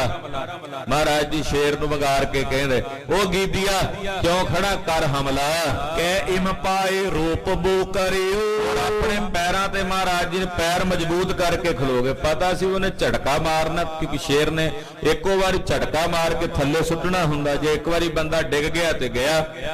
ਤੋ ਮਹਾਰਾਜ ਜੀ ਨੇ ਪੈਰ ਆਪਣੀ ਮਜ਼ਬੂਤੀ ਦੇ ਨਾਲ ਇੱਕ ਪੈਰ ਅੱਗੇ ਇੱਕ ਪਿੱਛੇ ਕਰਕੇ ਐਨ ਢਾਲ ਲੈ ਕੇ ਪੂਰੀ ਪੋਜੀਸ਼ਨ 'ਚ ਖਲੋ ਗਏ ਮਹਾਰਾਜ ਜੀ ਮਜ਼ਬੂਤੀ ਨਾਲ। ਸੁਨਤ ਨਿਕਟ ਪਿਕ ਵੱਡ ਪਬਕਾਰਿਓ, ਵੇਖਿਆ ਵੀ ਮੈਨੂੰ ਲਲਕਾਰਦੇ ਐ, ਤੇ ਬੜਾ ਭਿਆਨਕ ਤੇ ਬੜਾ ਵਿਕਰਾਲ ਸ਼ੇਰ ਸੀ, ਉਹਨੇ ਭਬਕ ਮਾਰੀ। ਖਰੇ ਜੋ ਪਟਿਆ ਗਨ ਡਰ ਤਾਰੇ, ਜਦੋਂ ਸ਼ੇਰ ਨੇ ਭਬਕ ਮਾਰੀ ਨਾ, ਜਿਹੜੇ ਸੂਰਮੇ ਖੜੇ ਸੀ ਉਹਨਾਂ ਦੇ ਜਿੰਨੇ ਘੋੜੇ ਸੀ ਉਹ ਘੋੜੇ ਡਰ ਗਏ। ਸ਼ੇਰ ਦੀ ਭਬਕ ਨਾਲ ਘੋੜਿਆਂ ਨੇ ਡਰਨਾ ਹੀ ਸੀ, ਜਾਨਵਰ ਜੋ ਹੋਏ ਉਹ ਰਾਜਾ ਸਾਰੇ ਸ਼ੇਰਾਂ ਜੰਗਲ ਦੇ ਜਾਨਵਰਾਂ ਦਾ, ਉਹ ਡਰ ਗਏ ਜਿੰਨੇ ਘੋੜੇ ਸਨ। ਭਾਜੇ ਆਪ ਕੋ ਗਏ, ਘੋੜੇ ਭੱਜਣ ਲੱਗ ਪਏ ਆਪਣੇ ਆਪ ਹੀ, ਡਰ ਕੇ ਨਾ ਵੀ ਆਪਣੇ ਆਪ ਹੀ ਪਿੱਛੇ ਨੂੰ ਨੱਠਣ ਲੱਗੇ। ਇੱਕ ਬਾਰ ਫਾਂਦ ਕਰ ਆਇਓ, ਕਹਿੰਦੇ ਸ਼ੇਰ ਨੇ ਇੱਕੋ ਵੇਰੀ ਹੱਲਾ ਕੀਤਾ, ਤੁੰਡ ਪ੍ਰਚੰਡ ਪਸਾਰਤ ਤਾਇਓ, ਬੜਾ ਮੂੰਹ ਉਹਦਾ ਪਸਾਰਿਆ ਹੋਇਆ, ਉਹ ਪਸਾਰ ਕੇ ਆਉਂਦੇ ਹਨ, ਮੂੰਹ ਪਸਾਰ ਕੇ ਤੰਡ ਕੇ ਆਉਂਦਾ ਹੈ। ਦੁਰ ਦੂਰ ਥਿਰ ਪਿਖੇ ਤਮਾਸ਼ਾ, ਘੋੜੇ ਜਿਹੜੇ ਇੱਕ ਵਾਰੀ ਦੌੜ ਗਏ ਸੀ ਡਰ ਦੇ ਨਾਲ, ਕਹਿੰਦੇ ਲਿੱਦ ਕਰ ਦਿੱਤੀ ਕਈ ਘੋੜਿਆਂ।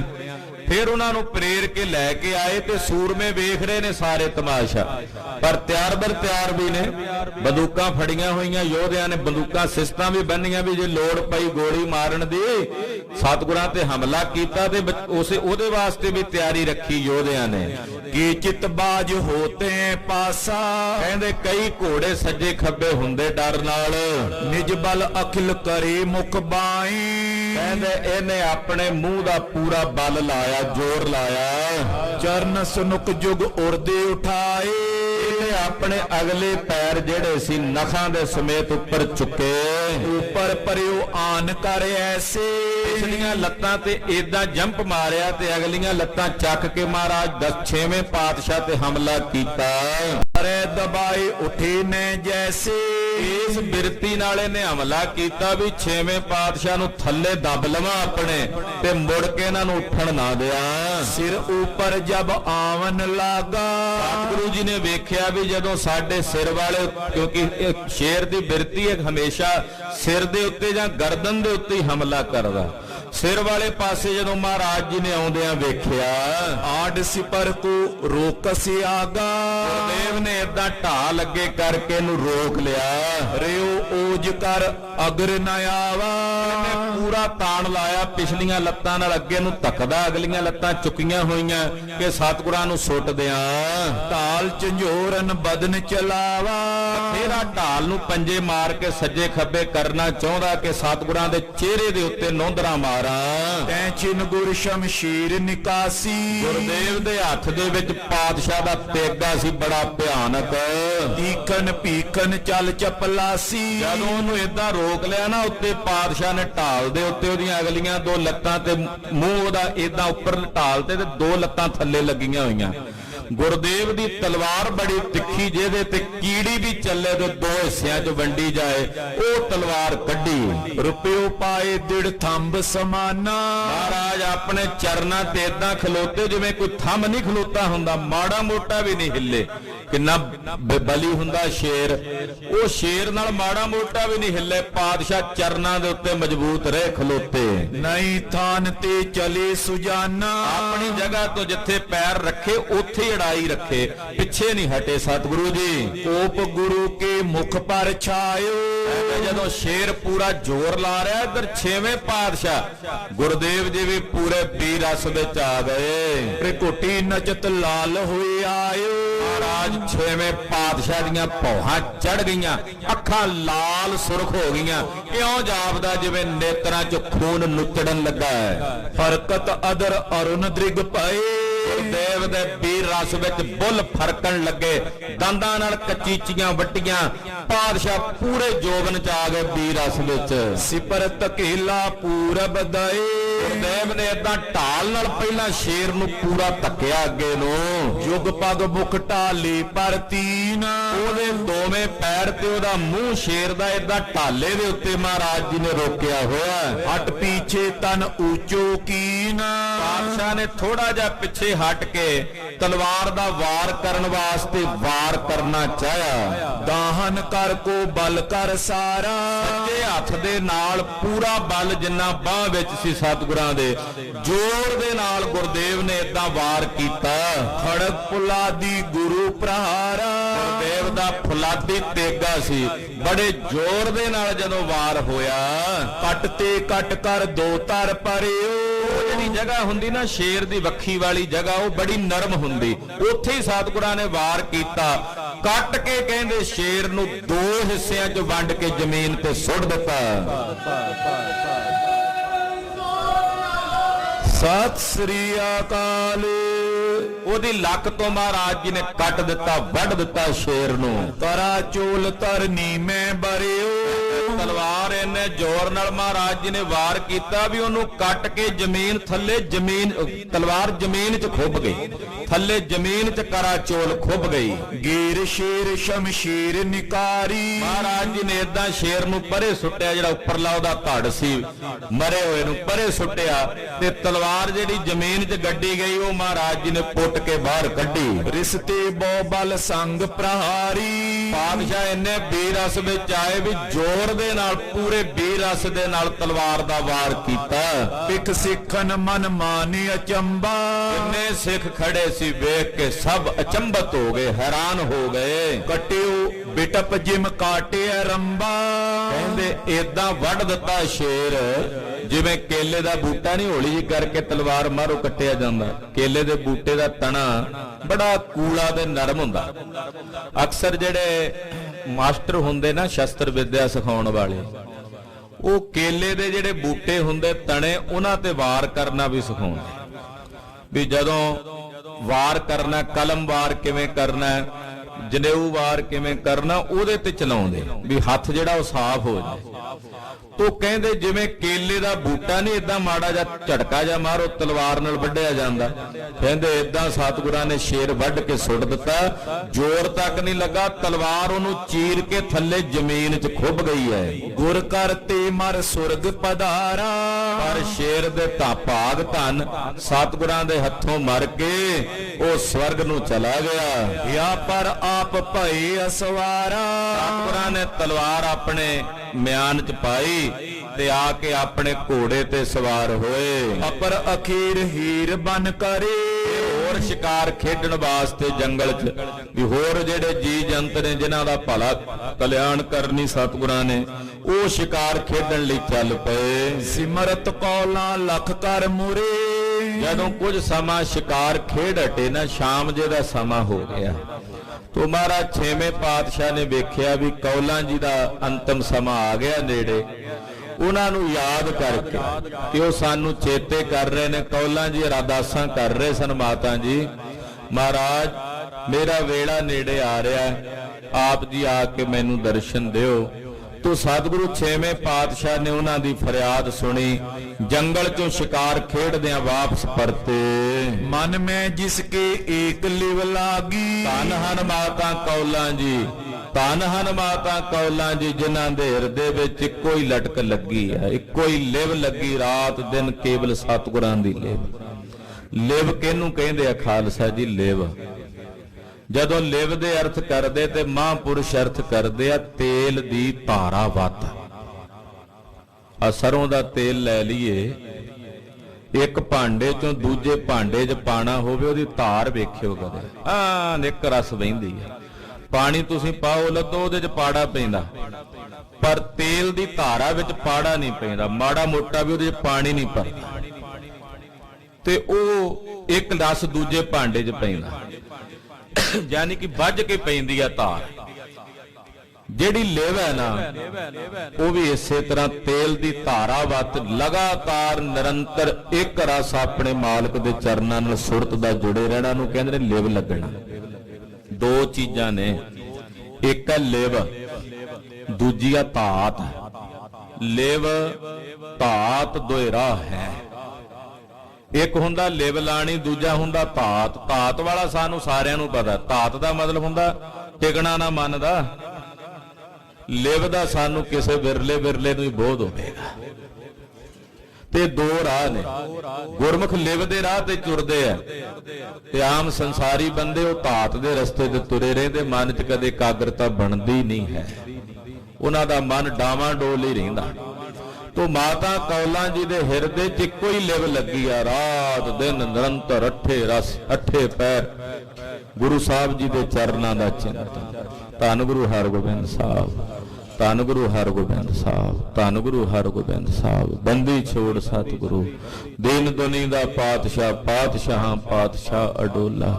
ਧੰਨ ਗੁਰੂ ਹਰਗੋਬਿੰਦ ਸਾਹਿਬ। ਇਹੀ ਚਿੰਤਨ ਲਗਾਤਾਰ ਨਿਰੰਤਰ ਇੱਕ ਰਸ ਚੱਲ ਰਿਹਾ ਹੈ। ਵੱਡ ਭਾਗਨ ਅਤਿਸ਼ੈ ਅਨੁਰਾਗੀ, ਵੱਡੇ ਭਾਗਾਂ ਵਾਲੇ ਹਨ ਜਿਨ੍ਹਾਂ ਦੇ ਹਿਰਦੇ 'ਚ ਅਤਿਸ਼ੈ ਬਹੁਤ ਜ਼ਿਆਦਾ ਅਨੁਰਾਗ, ਪ੍ਰੇਮ, ਪ੍ਰੀਤ ਸਤਿਗੁਰੂ ਸੱਚੇ ਪਾਤਸ਼ਾਹ ਦੇ ਚਰਨਾਂ ਦੀ ਲੱਗੀ ਹੈ। ਪ੍ਰੀਰਤ ਹਿਆ ਹੀਰਤ ਬਨ ਆਏ।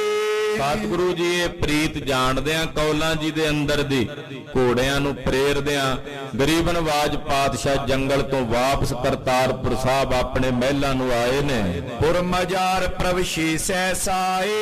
ਛੇਤੀ ਨਾਲ ਨਗਰ ਵਿੱਚ ਸਤਿਗੁਰਾਂ ਨੇ ਪ੍ਰਵੇਸ਼ ਕੀਤਾ। ਕੌਲਾਂ ਕੇ ਮੰਦਰ ਕੋ ਗਏ। ਤੇ ਫਿਰ ਚੱਲ ਕੇ ਪਾਤਸ਼ਾਹ ਜੀ ਜਿੱਥੇ ਮਾਤਾ ਕੌਲਾਂ ਜੀ ਦਾ ਨਿਵਾਸ ਸੀ ਉਹਨਾਂ ਦੇ ਮੰਦਰ ਚ ਉਹਨਾਂ ਦੇ ਮਹਿਲਾਂ ਚ ਗਏ। ਉਤਰਤ ਅੰਤਰ ਕੋ ਗਮਨਾਏ। ਔਰ ਘੋੜੇ ਤੋਂ ਉਤਰ ਕੇ ਗਰੀਬ ਨਵਾਜ ਪਾਤਸ਼ਾਹ ਜੀ ਕੌਲਾਂ ਜੀ ਨੂੰ ਦਰਸ਼ਨ ਦੇਣ ਗਏ ਨੇ। ਇੱਕ ਪੈਰ ਦਿਨ ਬਾਕੀ ਰਹਿੰਦਾ ਸੀ, ਆਹੀ ਵੇਲਾ ਸੀ ਸ਼ਾਮ ਦਾ, ਤੇ ਕੌਲਾਂ ਜੀ ਨੂੰ ਭਗਤੀ ਭਾਵਨਾ ਦਾ ਉਪਦੇਸ਼ ਦੇ ਕੇ ਨਿਰੰਕਾਰ ਵਾਹਿਗੁਰੂ ਦੇ ਸਰੂਪ ਚ ਭੇਦ ਕਰ ਰਹੇ ਹੈ। ਮਹਾਰਾਜ ਜੀ ਦੇ ਸਨਮੁਖ ਪਰਲੋਕ ਗਮਨ ਕਰ ਰਹੇ ਨੇ ਮਾਤਾ ਕੌਲਾਂ ਜੀ। ਉਹ ਕਥਾ ਆਪ ਜੀ ਅਗਲਿਆਂ ਪ੍ਰਸੰਗਾਂ 'ਚ ਸਰਵਣ ਕਰੋਗੇ।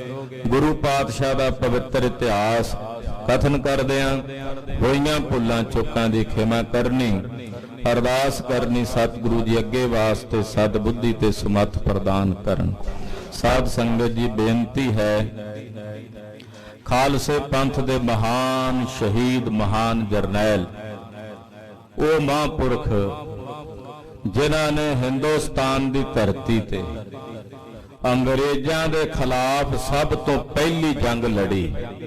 ਅੰਗਰੇਜ਼ਾਂ ਦੇ ਖਿਲਾਫ ਉਹਨਾਂ ਦੇ ਨਾਲ ਬਗਾਵਤ ਕਰਦਿਆਂ ਦੇਸ਼ ਨੂੰ ਆਜ਼ਾਦ ਕਰਾਉਣ ਵਾਸਤੇ ਅਗਰ ਸਭ ਤੋਂ ਪਹਿਲਾਂ ਕਿਸੇ ਮਹਾਂਪੁਰਖ ਨੇ ਸ਼ਹੀਦੀ ਦਿੱਤੀ, ਉਹ ਖਾਲਸੇ ਪੰਥ ਦੇ ਸ੍ਰੀ ਅਕਾਲ ਤਖਤ ਸਾਹਿਬ ਦੇ 7ਵੇਂ ਜਥੇਦਾਰ, ਸ਼੍ਰੋਮਣੀ ਪੰਥ ਅਕਾਲੀ ਬੁੱਢੇ ਦਲ ਦੇ 7ਵੇਂ ਜਥੇਦਾਰ ਸਿੰਘ ਸਾਹਿਬ ਜਥੇਦਾਰ ਬਾਬਾ ਹਨੂਮਾਨ ਸਿੰਘ ਜੀ ਮਹਾਂਪੁਰਖ ਸਨ। ਉਹਨਾਂ ਦਾ ਜਨਮ ਦਿਹਾੜਾ ਆਉਣ ਵਾਲੇ ਦਿਨਾਂ 'ਚ ਆ ਰਿਹਾ ਹੈ, ਜਿਨ੍ਹਾਂ ਦਾ ਸ਼ਹੀਦੀ ਅਸਥਾਨ ਗੁਰੂ ਖਾਲਸਾ ਜੀ ਕੁੰਬੜੇ ਸੁਹਾਣੇ ਸਿੰਘ ਸ਼ਹੀਦਾਂ ਆਪ ਜੀ ਦਰਸ਼ਨ ਕਰਦੇ ਹੋ। ਬੜਾ ਵੱਡਾ ਜੰਗ ਹੋਇਆ, ਮੁਦਕੀ ਦੇ ਜੰਗ ਚੋਂ ਲੜਦਿਆਂ ਇੱਥੇ ਪਟਿਆਲੇ ਵੀ ਆਏ ਦੁੱਖ ਨਿਵਾਰਨ ਸਾਹਿਬ। ਉਹਨਾਂ ਮਹਾਂਪੁਰਖਾਂ ਨੇ ਇੱਥੇ 9ਵੇਂ ਪਾਤਸ਼ਾਹ ਦਾ ਸਥਾਨ ਸੀ ਤੇ ਲੰਗਰ ਪ੍ਰਸ਼ਾਦਾ ਤਿਆਰ ਕਰਨ ਲਈ ਇੱਥੇ ਵੀ ਪੁੱਜੇ। ਦੁਪਹਿਰ ਦੇ ਵੇਲੇ ਪਟਿਆਲੇ ਦੇ ਰਾਜ ਨੇ ਹਮਲਾ ਕੀਤਾ। ਬੜਾ ਭਿਆਨਕ ਜੰਗ ਲੜਦਿਆਂ ਅੰਗਰੇਜ਼ਾਂ ਦੇ ਨਾਲ ਪਟਿਆਲੇ ਦੇ ਰਾਜੇ ਦੀਆਂ ਫੌਜਾਂ ਵੀ ਲੜਨ ਵਾਸਤੇ ਆਈਆਂ। ਲੜਦਿਆਂ ਪਹਿਲਾਂ ਕੁੜਾਮ ਵੱਲ ਗਏ, ਉਧਰੋਂ ਵਾਪਸ ਪਰਤੇ ਤੇ ਫਿਰ ਰਾਜਪੁਰੇ ਤੋਂ ਜਿੱਥੋਂ ਆਪਾਂ ਬਾਬਾ ਮੋੜ ਕਹਿੰਦੇ ਆ ਨਾ, ਉਹ ਬਾਬਾ ਮੋੜ ਬਾਬਾ ਹਨੂਮਾਨ ਸਿੰਘ ਜੀ ਉੱਥੋਂ ਮੁੜੇ ਸੁਹਾਣੇ ਨੂੰ, ਤਾਂ ਉਹਨੂੰ ਬਾਬਾ ਮੋੜ ਕਹਿੰਦੇ। ਤੇ ਸੁਹਾਣੇ ਜਾ ਕੇ ਉਹਨਾਂ ਨੇ ਸ਼ਹੀਦੀ ਪ੍ਰਾਪਤ ਕੀਤੀ। ਉਹ ਮਹਾਂਪੁਰਖਾਂ ਦਾ ਜਨਮ ਦਿਹਾੜਾ ਪਟਿਆਲੇ ਸ਼ਹਿਰ ਦੀਆਂ ਸੰਗਤਾਂ ਵੱਲੋਂ, ਇੱਥੋਂ ਦੇ ਜਿਹੜੇ ਨੌਜਵਾਨ ਭੁਜੰਗ ਸਿੰਘ ਨੇ ਦਲ ਪੰਥ ਪਟਿਆਲੇ ਦੀਆਂ ਫੌਜਾਂ, ਆਪ ਸਾਰੀਆਂ ਸੰਗਤਾਂ ਦੇ ਸਹਿਯੋਗ ਨਾਲ ਗੁਰਦੁਆਰਾ ਪ੍ਰੀਤ ਨਗਰ ਵਿਖੇ ਉਹ ਜੋੜ ਮੇਲੇ ਕੱਲ 19 ਤਰੀਕ ਨੂੰ ਅਖੰਡ ਪਾਠ ਸਾਹਿਬ ਪ੍ਰਾਰੰਭ ਹੋਣਗੇ। ਰਾਤ ਦੇ ਦੀਵਾਨ ਸਜਿਆ ਕਰਨਗੇ। 20 ਤਰੀਕ ਨੂੰ ਵੀ ਰਾਤ ਦੇ ਦੀਵਾਨ, 21 ਤਰੀਕ ਨੂੰ ਸਵੇਰੇ ਅਖੰਡ ਪਾਠਾਂ ਦੇ ਭੋਗ ਪਾਏ ਜਾਣਗੇ। ਸਵੇਰੇ 10 ਵਜੇ ਤੋਂ ਲੈ ਕੇ 2 ਵਜੇ ਤੱਕ ਦਰਬਾਰ ਸਜਣਗੇ। ਫਿਰ ਤਕਰੀਬਨ 2 ਵਜੇ ਮਹੱਲੇ ਸਜਾਏ ਜਾਣਗੇ ਨਿਹੰਗਾਂ ਸਿੰਘਾਂ ਦੇ ਘੋੜਿਆਂ ਸਮੇਤ, ਨਿਸ਼ਾਨਾ ਨਗਾਰਿਆਂ ਦੇ ਤਾਬਿਆਂ। ਜੋ ਪੁਰਾਤਨ ਦਲ ਪੰਥ ਦੀ ਦਲਾਂ ਪੰਥਾਂ ਦੀ ਮਰਿਆਦਾ ਹੈ, ਤੋਂ ਮਹੱਲੇ ਸਜਾਏ ਜਾਣਗੇ। ਦਲ ਪੰਥ ਵੀ ਆ ਗਿਆ ਘੋੜਿਆਂ ਸਮੇਤ। ਅੱਜ ਬਹਾਦਰਗੜ੍ਹ ਸਾਹਿਬ 9ਵੇਂ ਪਾਤਸ਼ਾਹ ਦੇ ਸਥਾਨ ਤੇ ਦਲ ਪੰਥ ਦਾ ਪੜਾਅ, ਕੱਲ ਪਟਿਆਲੇ ਪਹੁੰਚ ਜਾਣਗੇ। ਦਾਸ ਦੇ ਵਿਦਿਆਦਾਤ ਤੇ ਸਿੰਘ ਸਾਹਿਬ ਗਿਆਨੀ ਸ਼ੇਰ ਸਿੰਘ ਜੀ ਅੰਬਾਲੇ ਵਾਲੇ, ਉਹ ਇਹ ਸਾਰੇ ਸਮਾਗਮ ਦੀ ਅਗਵਾਈ ਕਰ ਰਹੇ ਨੇ। ਤੋਂ ਆਪ ਜੀ ਨੇ 21 ਤਰੀਕ ਨੂੰ ਮਹੱਲਿਆਂ ਦੇ ਵਿੱਚ ਵੀ ਹਾਜ਼ਰੀਆਂ ਭਰਨੀਆਂ ਹਨ। ਔਰ 21 ਤਰੀਕ ਨੂੰ ਰਾਤ ਨੂੰ ਗੁਰਦੁਆਰਾ ਪ੍ਰੀਤ ਨਗਰ ਸਾਹਿਬ ਵਿਖੇ ਸ਼ਾਮ ਦੇ 7 ਵਜੇ ਤੋਂ ਲੈ ਕੇ ਰਾਤ ਦੇ 11 ਵਜੇ ਤੱਕ ਮਹਾਨ ਕੀਰਤਨ ਦਰਬਾਰ ਹੋਣਗੇ, ਜਿਹਦੇ ਚ ਸੱਚਖੰਡ ਸ੍ਰੀ ਹਰਮੰਦਰ ਸਾਹਿਬ ਦੇ ਹਜ਼ੂਰੀ ਰਾਗੀ ਭਾਈ ਸਾਹਿਬ ਭਾਈ ਸਤਨਾਮ ਸਿੰਘ ਜੀ ਔਰ ਭਾਈ ਸਾਹਿਬ ਭਾਈ ਗਗਨਦੀਪ ਸਿੰਘ ਜੀ ਗੰਗਾ ਨਗਰ ਵਾਲੇ, ਹੋਰ ਵੀ ਪੰਥ ਪ੍ਰਸਿੱਧ ਰਾਗੀ ਢਾਡੀ ਵਿਦਵਾਨ ਹਾਜ਼ਰੀਆਂ ਭਰ ਰਹੇ ਨੇ। ਆਪ ਜੀ ਦੇ ਨਾਲ ਸਮਾਗਮਾਂ ਵਿੱਚ ਤੇ ਮਹੱਲਿਆਂ ਦੇ ਵਿੱਚ ਆਪਾਂ ਨਗਰ ਕੀਰਤਨ ਕਹਿ ਦਿੰਨੇ ਆ, ਨਿਹੰਗਾਂ ਸਿੰਘਾਂ ਦੇ ਬੋਲਿਆਂ 'ਚ ਮਹੱਲਾ ਕਹਿੰਦੇ ਆ। ਘੋੜਿਆਂ ਸਮੇਤ, ਨਗਾਰਿਆਂ ਸਮੇਤ, ਨਿਸ਼ਾਨਾ ਸਮੇਤ ਮਹੱਲੇ ਸਜਾਏ ਜਾਣਗੇ। ਪ੍ਰੀਤ ਨਗਰ ਤੋਂ ਦੁਪਹਿਰੇ 2 ਵਜੇ ਆਪ ਜੀ ਨੇ ਹਾਜ਼ਰੀਆਂ ਭਰਨੀਆਂ। ਮਹੱਲਿਆਂ ਵਿੱਚ ਸ਼ਮੂਲੀਅਤ ਕਰਕੇ, ਦੀਵਾਨਾਂ 'ਚ ਹਾਜ਼ਰੀਆਂ ਭਰ ਕੇ ਸ਼ਹੀਦ ਬਾਬਾ ਹਨੂਮਾਨ ਸਿੰਘ ਜੀ ਦੇ ਸਮੇਤ ਜਿਨ੍ਹਾਂ ਮਹਾਂਪੁਰਖਾਂ ਉੱਥੇ ਇਸ ਵੇਲੇ ਸ਼ਹੀਦੀਆਂ ਪ੍ਰਾਪਤ ਕੀਤੀਆਂ, ਉਹਨਾਂ ਸਮੂਹ ਸ਼ਹੀਦਾਂ ਸਿੰਘਾਂ ਦੀਆਂ ਖੁਸ਼ੀਆਂ ਪ੍ਰਾਪਤ ਕਰਨੀਆਂ ਜੀ। ਇਹ ਬੇਨਤੀ ਪ੍ਰਵਾਨ ਕਰਨੀ ਜੀ। ਹੋਈਆਂ ਭੁੱਲਾਂ ਚੁੱਕਾਂ ਦੀ ਖਿਮਾ। ਵਾਹਿਗੁਰੂ ਵਾਹਿਗੁਰੂ ਵਾਹਿਗੁਰੂ ਵਾਹਿਗੁਰੂ ਵਾਹਿਗੁਰੂ ਵਾਹਿਗੁਰੂ ਵਾਹਿਗੁਰੂ ਵਾਹਿਗੁਰੂ ਵਾਹਿਗੁਰੂ ਵਾਹਿਗੁਰੂ ਵਾਹਿਗੁਰੂ ਵਾਹਿਗੁਰੂ ਵਾਹਿਗੁਰੂ ਵਾਹਿਗੁਰੂ ਵਾਹਿਗੁਰੂ ਵਾਹਿਗੁਰੂ